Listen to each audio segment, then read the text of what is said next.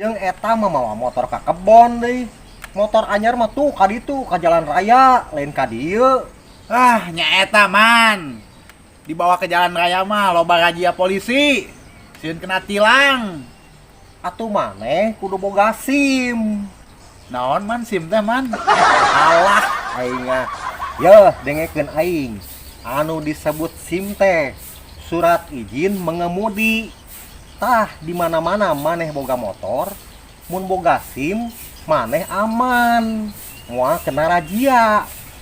Lamun maneh can boga SIM, nyieun atuh. Nyieun ka mana? Ka apotek. Oh, Kalah kah ya mah dipikir-pikir aing ngobrol jeung nu kieu moal beres-beres aing nepi ka kiamat oge.